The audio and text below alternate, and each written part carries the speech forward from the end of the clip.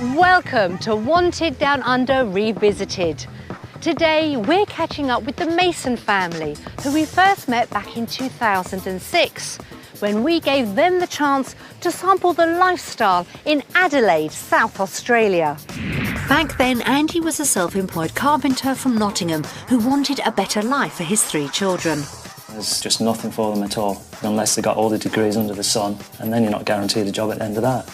And a less stressed life for him and his wife Jane. We'd like to get out of the rat race a bit and just have an easier life. But would they find Australia's all they'd hoped for? I think hate's a bit of a strong word. I just totally dislike it. And how would Andy handle working for someone else again? Somebody barking orders at me, I don't think I'd take it very well, because I think I'd be walking back out the door and back to the UK. Jane was more worried about who they'd have to leave behind. If we do move out here, the biggest battle I think will be friends. It's the hardest decision the Masons ever had to make. My overall fear would be it all going totally wrong and not being able to do what we want to do. We've caught up with the Masons to find out what choice they made. Did they stay in the UK, or did they make the biggest decision of their lives and move where they were wanted down under?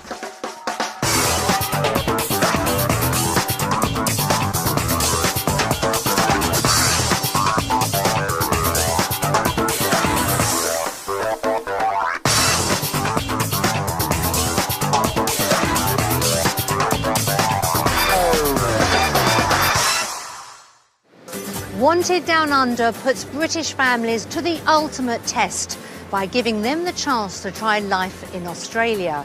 They have just 1 week to find out about homes, work and lifestyle before voting on their future. But what happened next? We caught up with some of our original families to find out where they are now.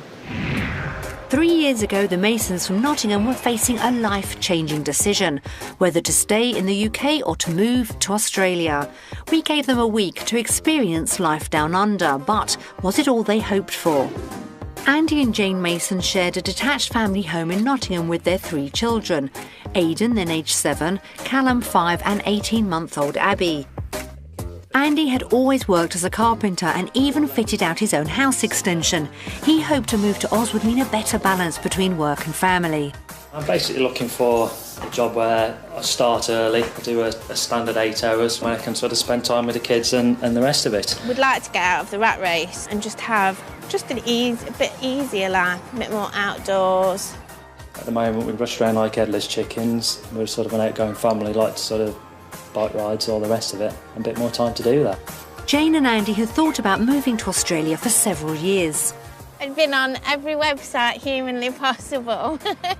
Found out all the information I possibly could. Jane led a busy life, but it was her horse that was the main hurdle to making that crucial decision. Over the years it has caused a few arguments with regards money for the horses. It's whether you put food on the table or the horse gets fed, and sometimes the horse has got fed instead of I've got fed. Jane's priorities made it difficult for her to achieve everything she wanted in the UK. College, work and horses and children just don't go. Andy's always been at the bottom of the pecking order.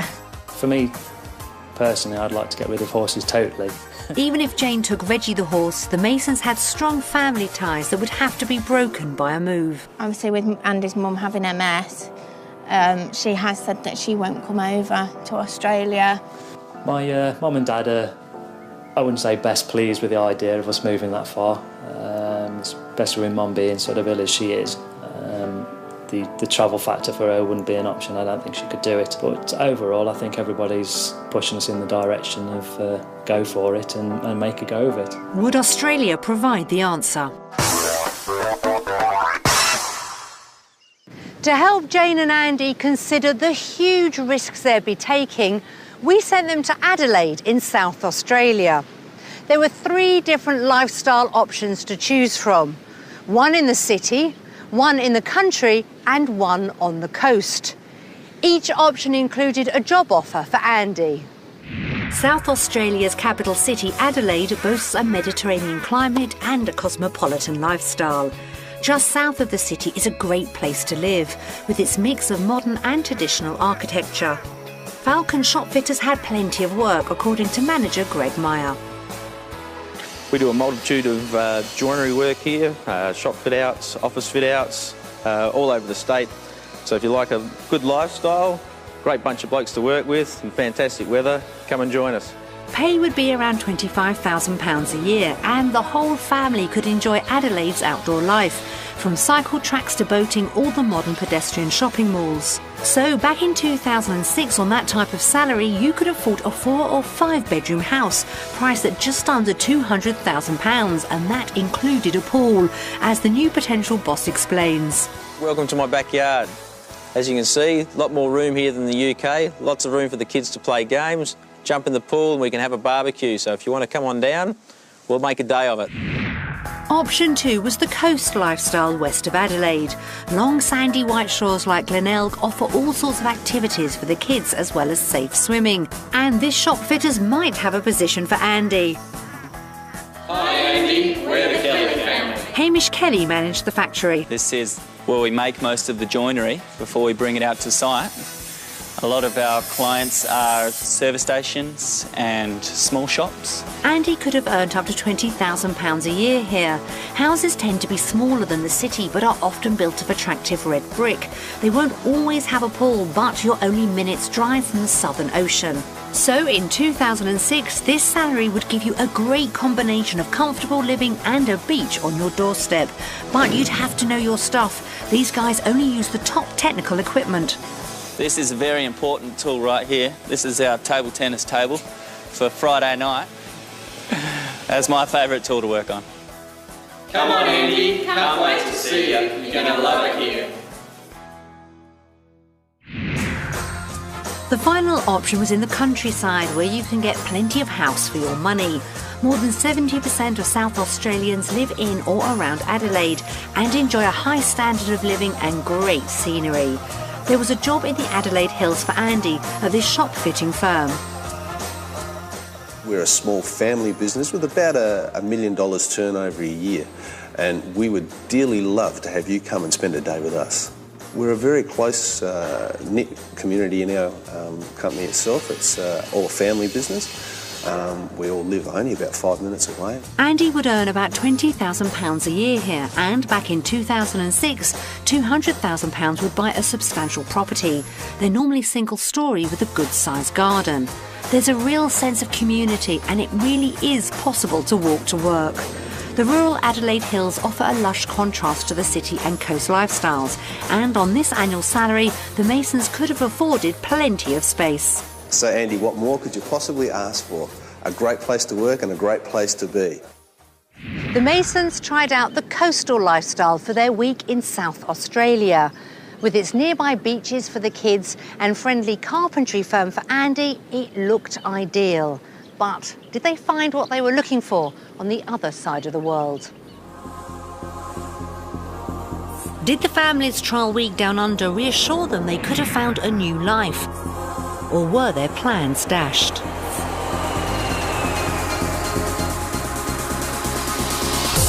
After more than a day of flights and airports, the Masons made it to Adelaide, jet-lagged but excited. It's been a long trip. 29 hours. A long time with 3 kids. Andy was already thinking about his job. The best thing to happen this week would be for me to land the job that I'm looking for. If it doesn't work out, I'll move on to plan B, which will basically be send Jane out to work and she can keep me for the next 17 years. If they decided to move, it was crucial Andy and Jane agreed on everything that week.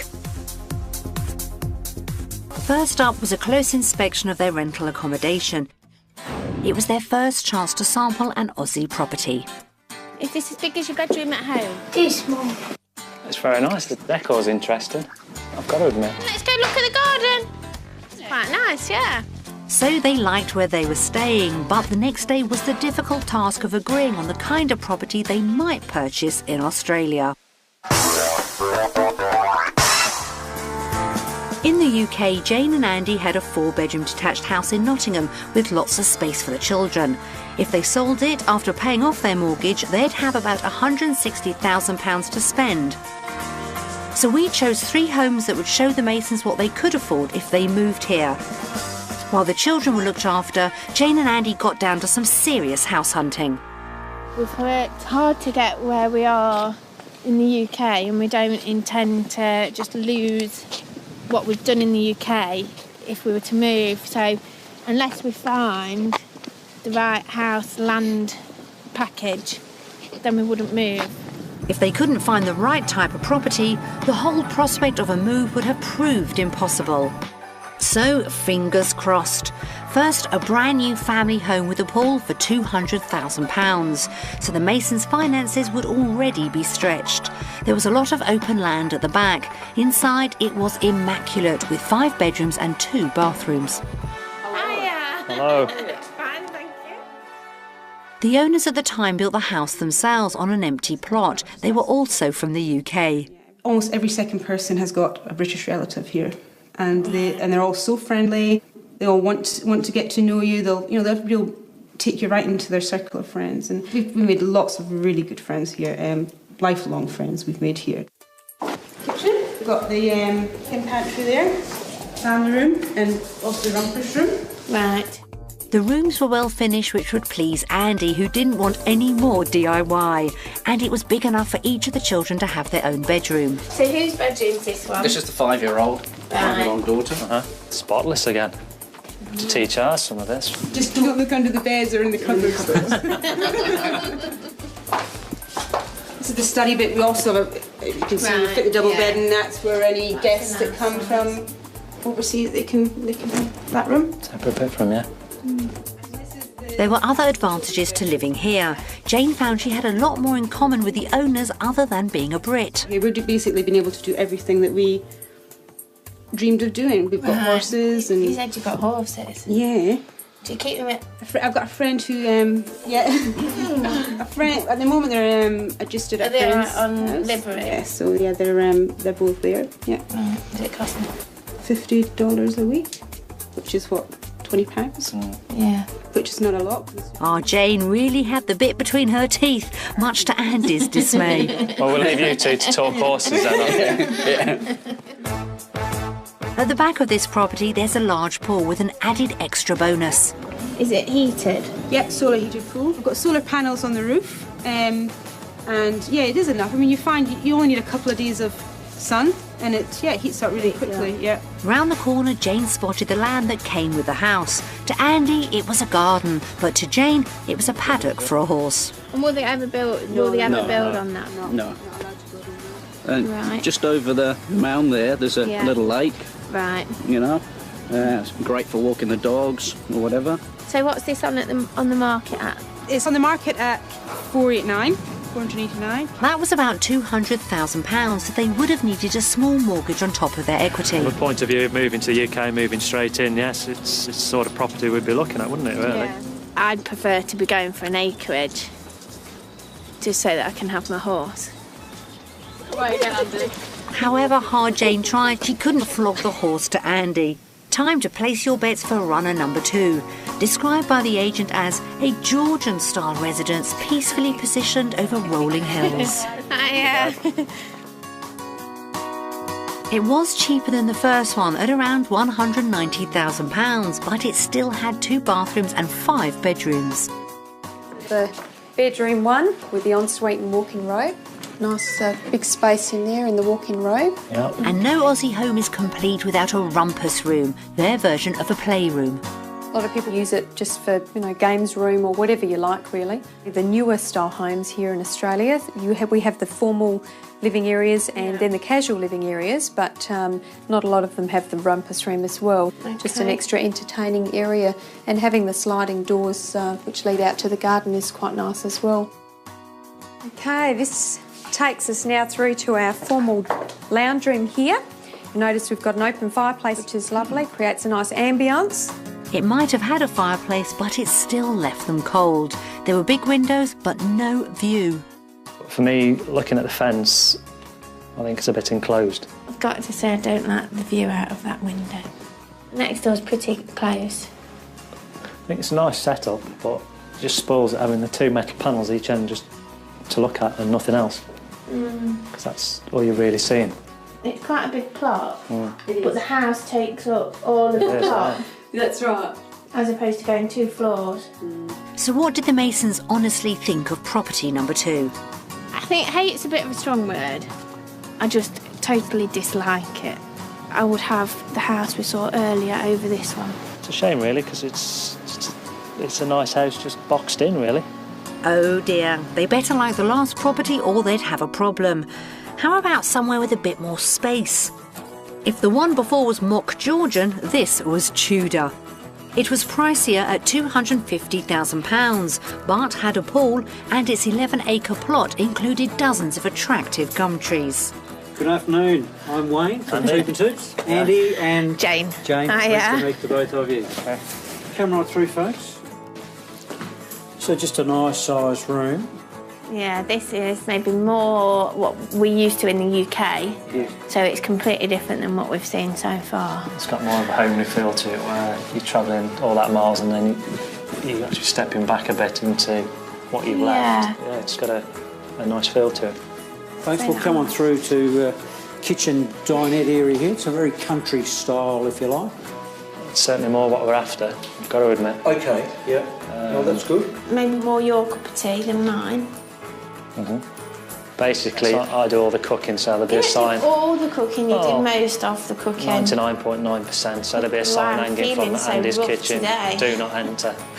The kitchen did the job for Master Chef Andy, but would the bedrooms match their expectations? Right, we'll head upstairs, folks, have a look at the bedrooms. Nice size rooms, you've got your built-in robes, so you've got plenty of hanging space and get everything tucked away there and it's not intruding into the room. Plenty of space for the children. The two-storey style seemed to suit them better. Yeah, it's a nice view, actually.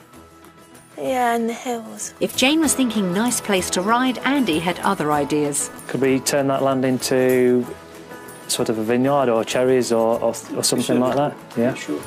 Come on through, folks. So here you've got your main bedroom. Oh, yeah.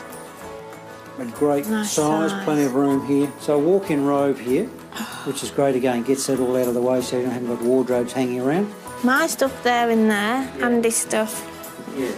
there. Sure you have to work that out.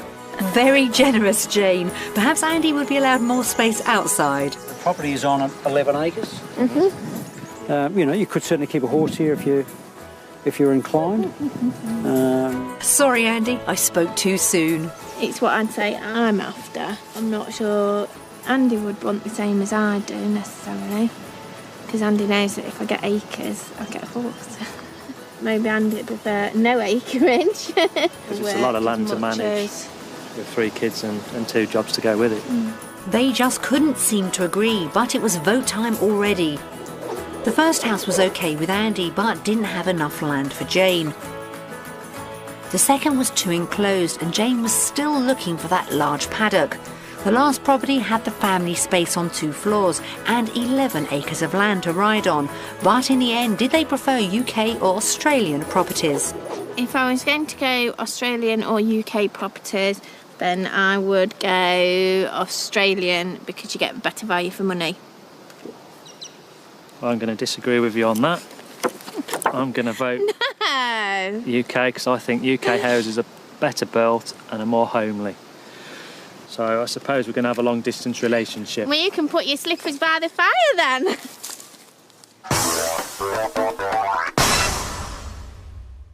So, after trying out life in Adelaide in 2006, what did the Masons finally decide? Where are they now? They're in Australia. The Masons emigrated 1 year after filming, but they didn't choose Adelaide. They moved to Gympie, a provincial town 2 hours north of Brisbane on the east coast of Australia, and this is where they live. Andy and Jane moved down under in 2007 and have lived here in this house for just over a year. Hiya, welcome to our house in Australia. So come on, Andy, spill the beans. How much did it cost? Eventually, after sort of bartering with a builder, we got him down to 340. Originally started in, was it in 415, I think he came in at. But we got him down to 340, which is good because we've had to spend a bit on it since to put it right. That was about £155,000 and included their 6 acres of land. But it's not all been a bed of roses. Maintaining the land, I suppose, is the biggest shock, sort of having it slashed, cutting the grass, especially in sort of summertime. You could spend 6 hours a day on a Saturday just cutting the grass. But yeah, overall, It's pretty good. And he's even picked up a bit of an accent. So let's have the guided tour, mate. Righto, this is our kitchen sort of dining area where we spend half of our life entertaining and whatever else. When we first arrived here, there wasn't much of a kitchen. We've sort of extended bits of it to make it into a more workable kitchen as we've gone along. This is the lounge, next to the kitchen. As you can see, it's just no like telly and chairs. That's really selling it to us, Jane. Off this open-plan living area are 4 spacious bedrooms. This is the first bedroom, and this is Abby's bedroom. We had 4 bedrooms in the UK, but we had the typical box bedroom, so she's got a lot more space. Out here, we've got our storage space so that she's got a room and then the storage out here and different bits, so it's quite a nice space for her to be able to play in. Carrying on down the hall, this is where we changed it a bit. This is Callum's bedroom, just a touch bigger than Abby's room. But this is one of the walls where we've been knocking the house about a bit. And this is Aidan's room, and most of the time, unless we have visitors, and then it doubles up as our guest bedroom.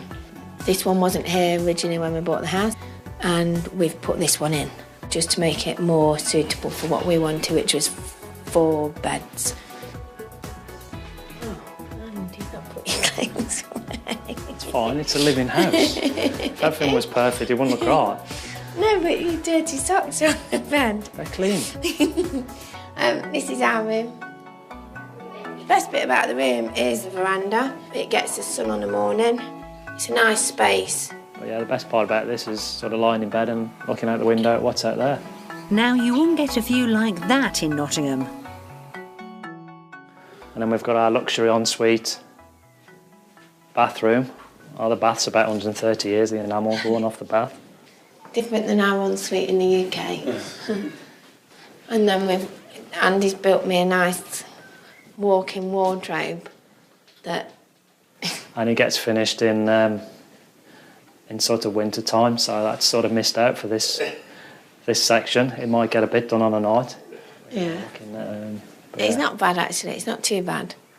It's not too bad. I have tried to shove everything in behind it. But the house isn't quite the dream home they imagined yet. It's still very much work in progress. There's a lot of things we're doing with it that will change it, sort of put the swimming pool in and things like that. Eventually. Changes to the house only happen in winter time. Yeah. In summer it's too hot, and we spend 90% of the time on the beach and doing outdoor things. So building projects are no longer on the cards in summertime, which is pretty good for me. So it gets worked on probably 3 months of the year, then left to stand. So what doesn't get done stays like that till the next year. Unless we get some really rainy weather, then we might do a bit to it. And there's something missing from outside too. And this is why we bought the house, because we've got 6 acres. As you can see, we have nice views, nice weather for saying we're in the middle of winter. Couldn't really want any more. Enough for the kids to ride the bikes. Jane may have made the move, but she's lost something she loved. We've got no horses yet, and I can't see us having any for at least another year or 2 until we've got sort of the house sorted as to where we want it. A couple of things that had come in before the horse, which would be the swimming pool, an extension, the shed. So once they're all sorted and we've done all those, then maybe I'll get a horse. I do miss the horses, and part of the reason we're having acreage is that if I ever had a horse, I can have it on my own land and I can actually physically look after it without having to drive an hour. There's still a long way to go for the Masons. With the house half finished and no horse for Jane, have they made the right choice after all? Back in 2006, the Masons had a lot to think about. Although they have since moved to Oz, it was a difficult decision and one they may yet choose to reverse.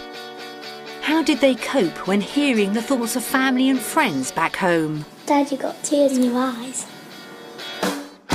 What started off as a tough decision was only getting tougher. Back then, one of Andy's biggest considerations was the kind of work he would get in Oz. We set him up with some work experience to see how it compared to his job in the UK. He enjoyed being his own boss, but if the family moved down under, he'd have to start out working for somebody else. Back in the UK, I've got a free run of everything for what I do.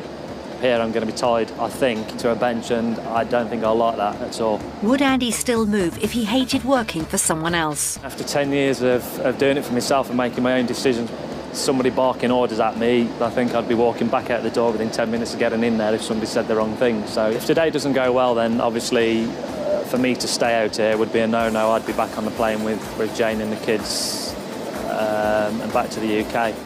So the whole move rested on Andy getting on with an employer like Hamish. G'day, Andy. Hi, Hamish. How are you? Andy had to assemble flat-pack cupboards like the DIY ones from home improvement centres. This is our joinery section of the whole shop fitting process. Let's get you started with a couple of things. OK, thank you. But we'll have a go at it and hopefully it'll turn out all right. It might be upside down, we never know. I need a tape measure.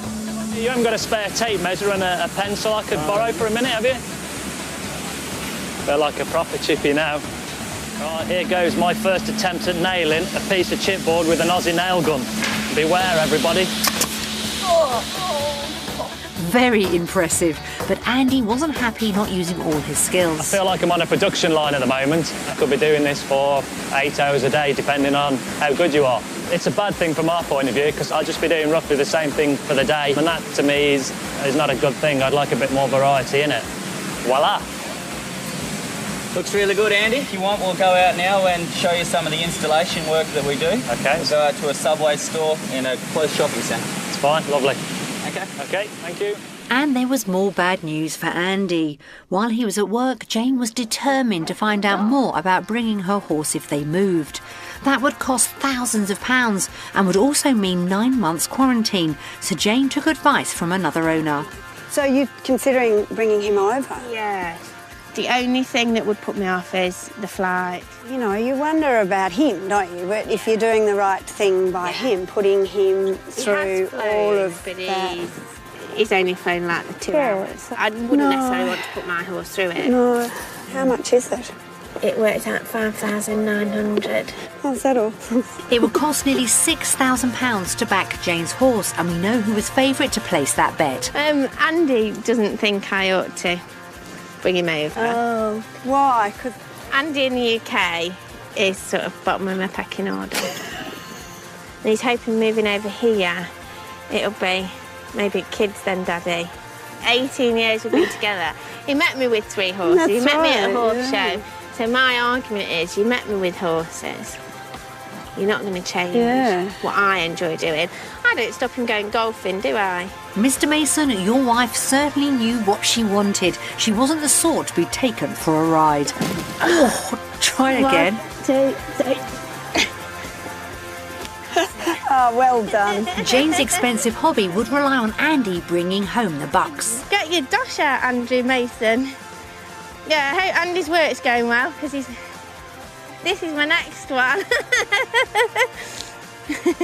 Well, Andy didn't like the factory, so how did he like working on site? This is the store which we're fitting out at the moment. We do a fair few stores in the state. We can probably get you working on putting some fillers in around the top of those units there, and we'll see what else we can find you to do. Keep you busy. Let's hope he found shop fitting more inspiring than assembly work. You've done this before, haven't you, Andy? Just a few times, yeah. Andy found the work unexciting. Maybe the hours would tempt him more. Yeah. So what's the hours of work? Well, the standard working weeks are from 7 o'clock in the morning until 3:30 in the afternoon. OK. Usually towards the end of the year, when it gets a bit busier, we have to work from about 7 till about 5:30. So what did Hamish make of Andy? I think he's a nice guy. I'd have him working for me, no problems. But what about Andy? Was carpentry in Australia a cut above the UK? Great company, great people. I was hoping for a bit more of the traditional joinery side of things. The dollars you can earn aren't great at the moment for the work you're doing. I could actually earn more in the UK for doing a lot less, to be perfectly honest. So when it comes to working in Australia or the UK, I'm going to go 50-50 on this, and I think Jane will be a bit disappointed in that. She certainly would. While Jane enjoyed the ride, Andy had time to reflect. When I first arrived, I'd hoped that Jane and the kids would be going back without me, and I'd be sort of staying on, working in a job that I thought would suit it for me, and sort of laying down the stones to sort of build on. Keep going. I don't think that will happen. It wasn't for me, I don't think. But we'll move on from it and find something else. Andy started finding it hard, so far away from his network of friends. I've been here for a week and not being able to venture down to the local pub and see my mates has been hard. And leaving that back home would probably be a massive killer, to be honest. It would be a right heart-wrencher, to be perfectly honest. 2 years on, Andy's made the move away from everything he knew. So how's his new job down under? Have a good buddy, nice to see you again. Yeah, you too, brother. Right, come on then, show me what's on. But the Masons moved without anything in place. After a few weeks in Australia, after we got off playing in Brisbane with no job, no accommodation, no house, not really an idea where we were going as such, came across Gympie, got a job sort of there, working with a local builder. After sort of 6 weeks, that didn't really work out. So basically then it was just look through the papers as you would do normally in the internet, apply for a few jobs, and I picked up this job in Mark on the coast. You get a great view working by the sea, but on the Sunshine Coast, temperatures can rise up to 40 degrees in the summer. Working in the sun, in the sort of heat of summer is hard. It drains you, and obviously you've got to take a lot of fluid in to keep yourself going. But yeah, it's nice, and even on the cold days you appreciate those, because it's not really cold. So it's good, I like it. Having left self-employment behind, how's Andy faring working for a boss? Having to work for somebody who can basically tell you what to do at first was a bit awkward. But as time goes by, you look at the sun, you look at the beaches at the weekends. I've got no stress of tracing payments at the end of the week. My paperwork's cut down by 3/4 at least. Andy's come round to the idea of being an employee, but how does the site foreman think Andy's fitting in? Been working with Andy for a year now. He's pulled them together with all the boys, he works as a team, so most important thing. So, good fellow to work with. He's adjusted to the Aussie way of life. I turn up at a time when he wants me to and go home at the end of it, and that's basically it. I have none of the aggravation of what I had in the UK. So Andy's earning around £52,000 a year, a little more than he used to earn in the UK. Basically the wages for chippies over here vary from probably between 25 and 28 an hour. But then obviously you come onto the coast and the rates go up. It's 35, 40, 45, and then you're working for certain builders which obviously pay you more than that. And obviously there's a bonus incentive at the end of it, and certain amount of petrol and different bits and pieces are paid, which all help cut the cost down a bit. So yeah, but you just got to pick your builder and get in with the right guy who's paying decent money and basically do a good job, and you're pretty sound. He hoped working in Australia would improve his work-life balance, but has it? Spending more time with the kids was a major thing for me. In the UK, I was working all the hours that was sent and didn't see a lot of them. Where over here, I get up early and do the hours travel there and back. But we generally start 6:30ish when the sun's up early, and then I can sort of work through dinner. We're back to leaving at 2, so obviously I'm back home for 3. They're out of school at 3 o'clock, so I pick them up from school, take them to golf, and just generally spend a bit more time with them, especially weekends as well. So yeah, just generally got a lot more time together with the kids, which is one of the main reasons why I wanted to do this. Andy's not the only one playing with wood today. Jane and the kids are used to spending more time outdoors. I've been playing golf for about 6 months, mainly because the boys play, and it was something they did a bit in the UK, but they kept moaning it was too cold. So when we came over here, they started playing again, and Andy plays. So it's something we can go out and do as a family together. Jane's going to compliment Andy's salary with some work of her own. She's buying into a beauty parlour, but it's not on her doorstep. Just about to take ownership of a new business, so I will be back working again. Finished working in the UK just before we left. and I've had about a year and a half out. Yeah, I'm looking forward to getting back into it. Abby will start school in 6 months, so it'll be even easier then. But I'll have about a 2-hour drive to the salon, so I'll be travelling up and down the highway at a different time than Andy. The Masons have moved to a brand new area, so how have they found making new friends? We're the first part of the family to move over here, so you do have to put yourself out and make friends and do things you're not comfortable with. So whether that's you get invited to barbecues and you think, oh, I don't want to go, but in order to you go, because you might meet somebody there that you connect with and that is eventually a friend. So it's a case of we've had to really put ourselves out there and do different things and meet different people. Gympie is a small town, but its slow pace of life suits the Masons perfectly. We tend to find we like it here because it's not too commercial. We're not in the middle of a holiday resort, and we've got everything we want to do, different things like that, so it's quite nice. Oh, what are you doing? It hasn't all been easy, and Andy recognises the pros and cons of making such a big move. I'm not missing too much about the UK, to be honest. I think I got over that in my first 6 months. Went back, saw things hadn't changed, people still talking about the same things in the same position in the pub. So what are the downsides of life down under? The cost of food is really expensive. For anybody who likes a beer as well, that's quite expensive what it is. And also when you go out into your pubs and clubs in town, you're paying top price for your beer, which is it's an expensive night out at the end of the day. So there's that side to look into it. If you like your socialising, it'll cost you a bit of money. There's also an emotional cost to moving so far from home. It's just family that we don't really get to see a lot of, and some really good friends that we don't see at the moment.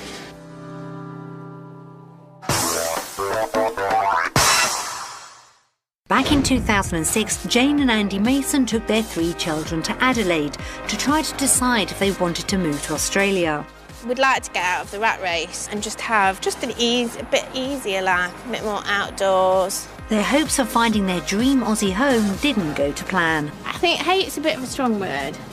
I just totally dislike it. So I think UK houses are better built and are more homely. And the job Andy tried just wasn't for him. I feel like I'm on a production line at the moment, and that to me is not a good thing. I'd like a bit more variety in it. While Jane struggled to work out her priorities for a new life. Horses, dog, kids, then Daddy.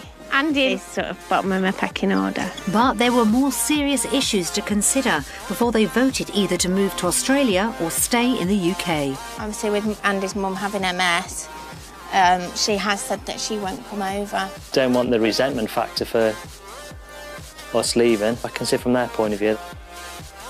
The dilemma as to whether they could leave their family in the UK was a major decision.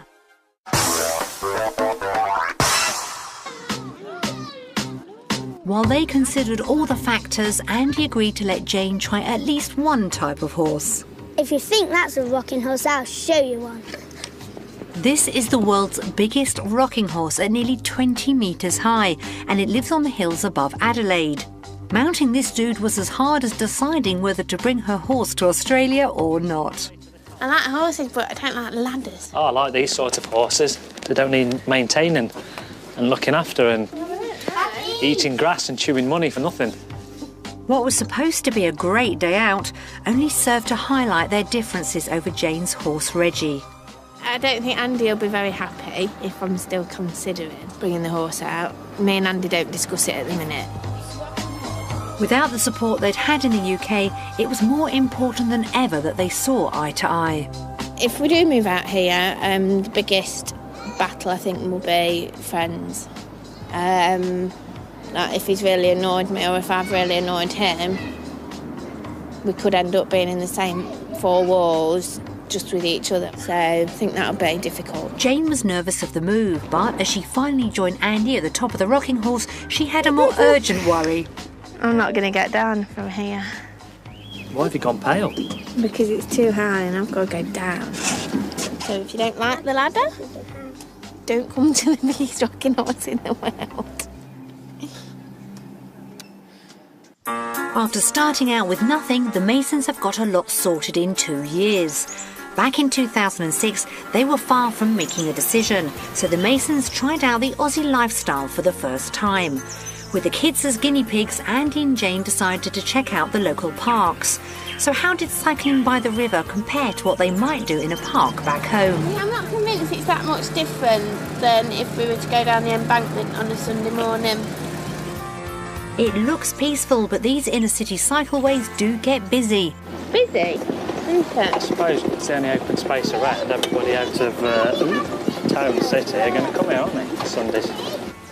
It is surrounded, looking at that map, by parks, greenery, river. Obviously caters for everybody at the end of the day. All this riding puts horses back in Jane's mind. What is strange is the fact that the horse trails are going to be all around in the parkland, whereas they'd be out of the way when we're in the UK. They were never far from a play park. I think the play parks are better here than at home. So how do Aussie parks compare to the UK? We don't tend to take them to play parks very often in the UK because you tend to find they're a bit vandalised and not everything works. So you'll get there and there'll be no swings. Just generally we don't tend to do it. Outdoor dining was another big part of the Masons' Aussie dream, so they tried one of the public barbecues provided in parks all over Australia. Just press the button for free electric heat. There's nowhere in the UK where you'd actually find a barbecue maintained in sort of parkland, really. It's nice to see. So what was their verdict on lifestyle in Australia? Which do we prefer, the UK or Australia? It's Australia! After 2 years in Oz, how are the Masons getting into their new lifestyle? It looks like they've mastered the art of the classic Aussie barbecue. This is slightly bigger than my barbecue in the UK. Here we go, blast off.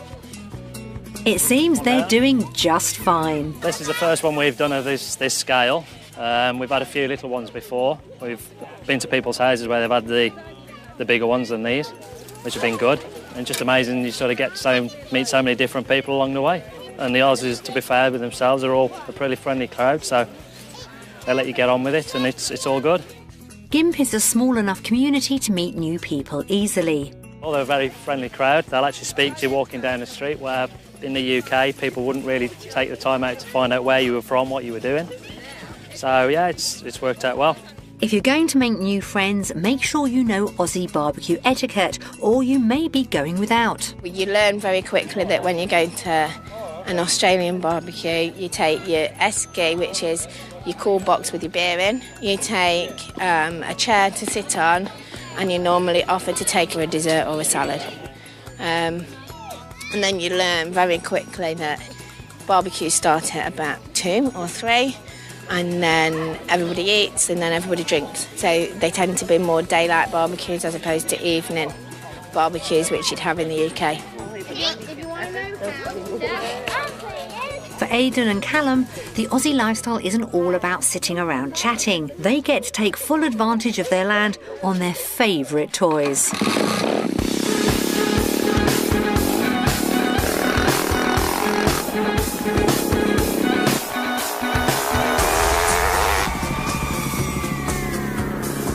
£155,000 has bought the Masons the kind of space they could never have afforded in the UK.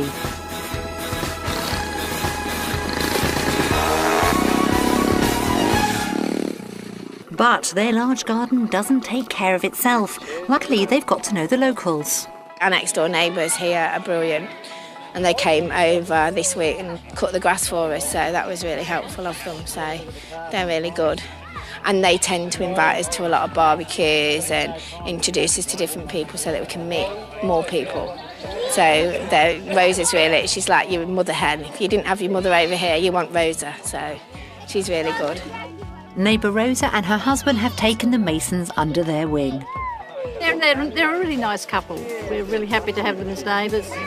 We're thinking about putting a gateway in the fence so we don't have to crawl under when we visit. So, yeah, that'll be good.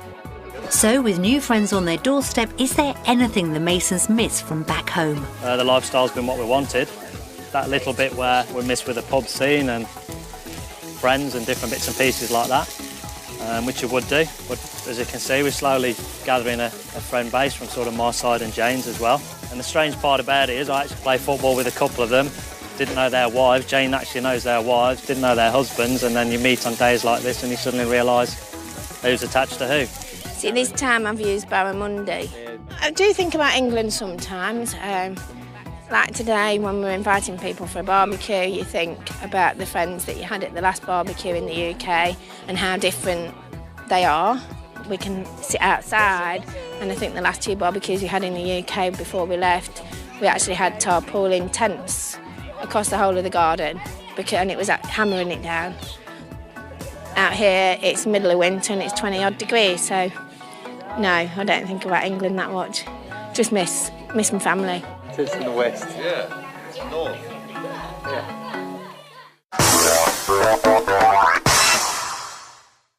Back in 2006, to help them focus their minds ahead of their big decision, we showed the Masons some messages from friends and family back home. First up were Andy's mum and dad. We don't want them to leave, but we have to qualify that by saying that it's got to be their decision. So if they do go, we shall miss them terribly. I won't want to see them go, and I know their dad won't, so, you know, we will be upset. The things I'll miss about Jane are knowing that she's not just round the corner to drop in. I think missing the family and friends is gonna affect her. I think it will. I think they've got to try it. Yes, we've got to give it a go. If you don't do it, you can wait forever. You'll never know until you give it a go. And I think the time they have out there, they'll work it out whether it's right for them. We can probably visit at some stage. But it's such a long, long way away, isn't it? You've always got to think that maybe you won't see them again. If they are happy that it's the right decision for themselves and for the children, our grandchildren, then we'll back them 100%. Looking forward to seeing you when you come home. Please don't forget us. We'll miss you ever such a lot, Jane. And Andy, but I'm sure you'll make the right decision. And you'll decide what you want to do. And obviously, we're behind you 100%. if you do decide to go, we'll all really miss you. Hope to catch up with you soon. Bye. We wish you all the luck if you are going to leave us. We wish you all the luck in the world, but we shall miss you all terribly because you're the only family we have back here now. I don't want them to go, but that's very selfish for me, because I don't want to lose the grandchildren.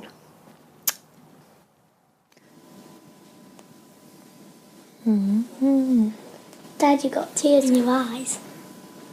Hearing such heartfelt messages really brought home to Andy the scale of the decision they had to make. When you're looking at such a vast move in life, people are obviously going to give you the blessing, as the saying goes, but at the back of the mind there's always something else they want to say. There's quite a lot more to be said from both sets of parents, neither of which want us to go. It is possibly the only grandkids I'll ever have. Yeah, and it's the only grandkids, but it's not the only family. No, but it's the only grandkids I'll ever see. They've obviously got other parts of the family, so I can see from their point of view they don't really want us to go. The Masons have now lived away from family and friends for 18 months, so how will they feel when they see some brand new messages from back in the UK? Are you sitting comfortably? Then we'll begin. Hi, you upside down family. Hope you're all keeping well. Hello, Jane and Andy and the children. Well, on the day they left, Bridge and myself travelled up to Nottingham, because this is where they were leaving from. I'll never forget that day. Very, very sad. And we were all choked, crying and hugging and what have you, because it's such a long way for them to go away from us. We've known that they were going, and you just sort of Put it off and think the day's never going to come, and then all of a sudden it's here and they've gone, and you just wonder what lies ahead for them, really. I just miss Andy. Full stop. I miss seeing him, miss talking to him. put my arm round him occasionally. You don't have the everyday contact with them as seeing the children growing up. That's really the most. They're all getting Australian accents. And they're turning into little characters of themselves. Yeah, so And that's what we miss. Like the one we got now, the little one, Ethan. He's a right little character.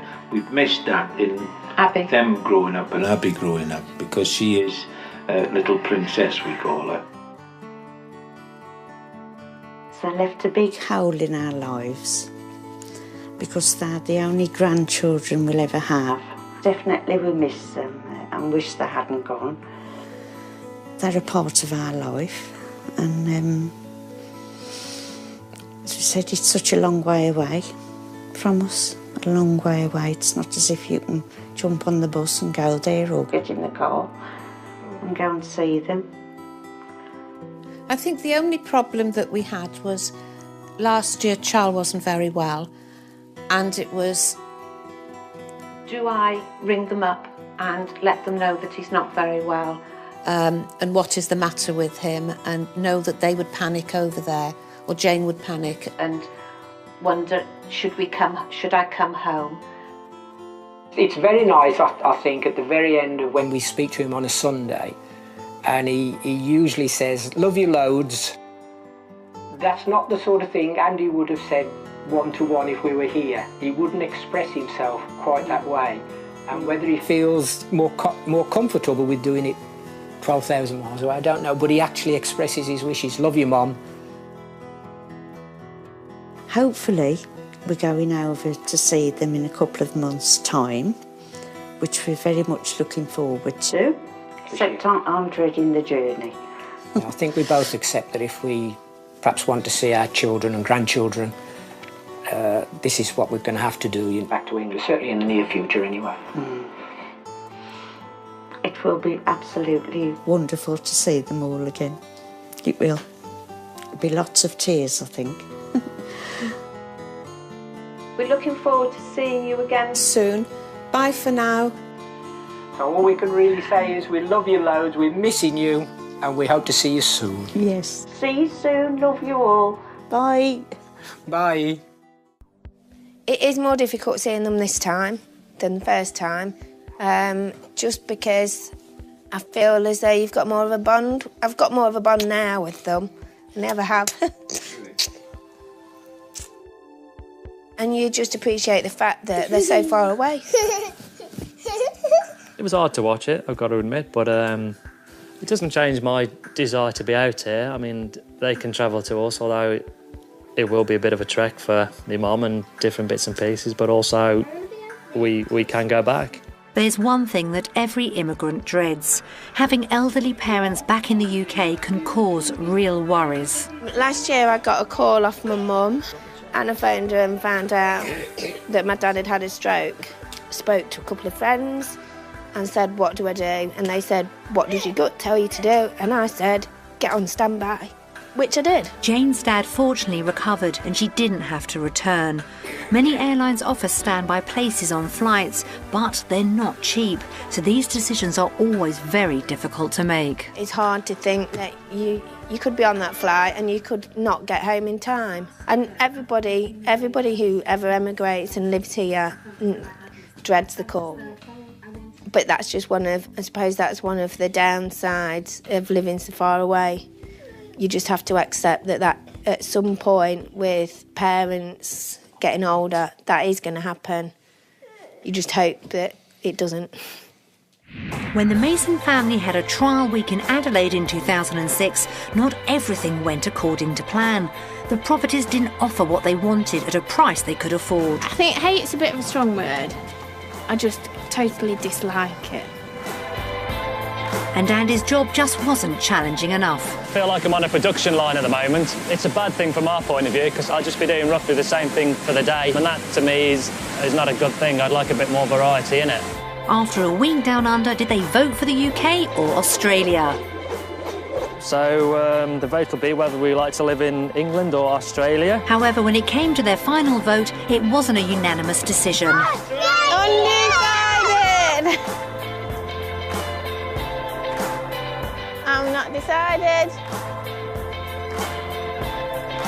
The Masons have been in Australia for 18 months and have worked hard to forge a new life down under. They bought a large property for a great price, but it's not quite the dream home yet. And it gets finished in sort of winter time, so that's sort of missed out for this section. It might get a bit done on a night. And have they found the stress of being away from their family just too hard to handle? It is more difficult seeing them this time, just because I've got more of a bond now with them. Never have. It's time to discover whether the Masons made the right choice after all. We've been in Australia now 2 years, and the final verdict of whether we go home or stay here is...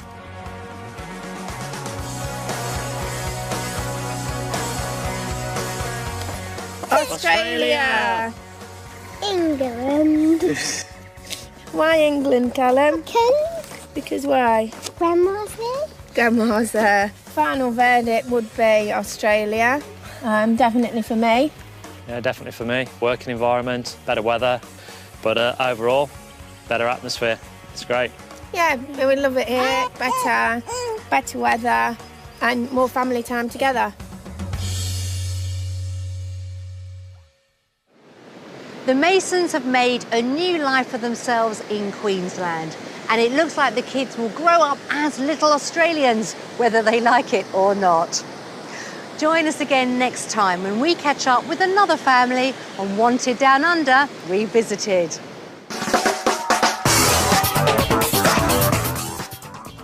A couple of great properties here at home. The best of Homes Under the Hammer follows a BBC News summary, and then making a big thank you to Mum. It's Cash in the Attic at 11:30 Thursday morning here on BBC One.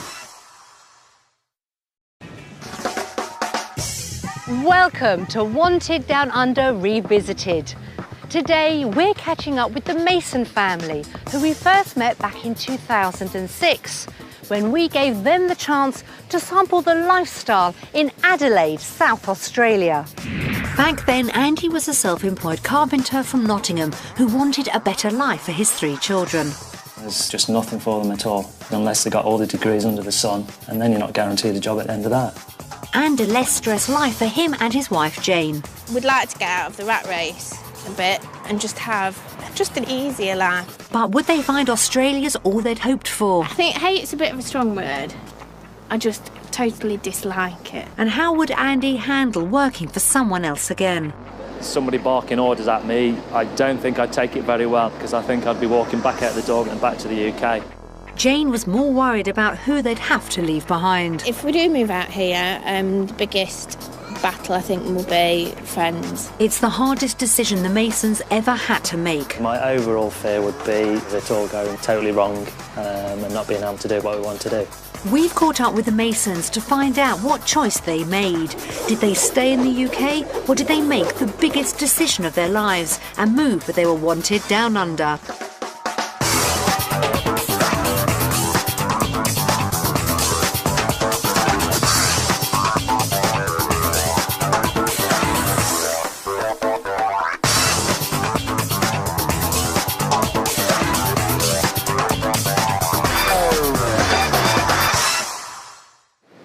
Wanted Down Under puts British families to the ultimate test by giving them the chance to try life in Australia. They have just 1 week to find out about homes, work and lifestyle before voting on their future. But what happened next? We caught up with some of our original families to find out where they are now. 3 years ago, the Masons from Nottingham were facing a life-changing decision, whether to stay in the UK or to move to Australia.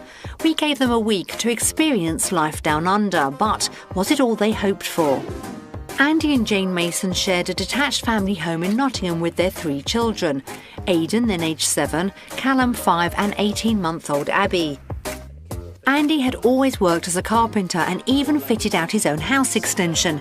He hoped to move to Oz would mean a better balance between work and family. I'm basically looking for a job where I start early, do a standard 8 hours, when I can sort of spend time with the kids and the rest of it. We'd like to get out of the rat race and just have a bit easier life, a bit more outdoors. At the moment we rush around like headless chickens. We're sort of an outgoing family, like to sort of bike rides, all the rest of it, and a bit more time to do that. Jane and Andy had thought about moving to Australia for several years. I'd been on every website humanly possible. Found out all the information I possibly could. Jane led a busy life, but it was her horse that was the main hurdle to making that crucial decision. Over the years, it has caused a few arguments with regards money for the horses. It's whether you put food on the table or the horse gets fed, and sometimes the horse has got fed instead of I've got fed. Jane's priorities made it difficult for her to achieve everything she wanted in the UK. College, work and horses and children just don't go. Andy's always been at the bottom of the pecking order. For me, personally, I'd like to get rid of horses totally. Even if Jane took Reggie the horse, the Masons had strong family ties that would have to be broken by a move. Obviously, with Andy's mum having MS, she has said that she won't come over to Australia.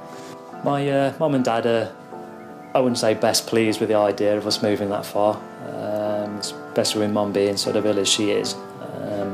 The travel factor for her wouldn't be an option. I don't think she could do it. But overall, I think everybody's pushing us in the direction of go for it and make a go of it. Would Australia provide the answer? To help Jane and Andy consider the huge risks they'd be taking, we sent them to Adelaide in South Australia. There were 3 different lifestyle options to choose from. One in the city, one in the country and one on the coast. Each option included a job offer for Andy. South Australia's capital city, Adelaide, boasts a Mediterranean climate and a cosmopolitan lifestyle. Just south of the city is a great place to live, with its mix of modern and traditional architecture. Falcon Shopfitters had plenty of work, according to manager Greg Meyer. We do a multitude of joinery work here, shop fit-outs, office fit-outs, all over the state. So if you like a good lifestyle, great bunch of blokes to work with and fantastic weather, come and join us.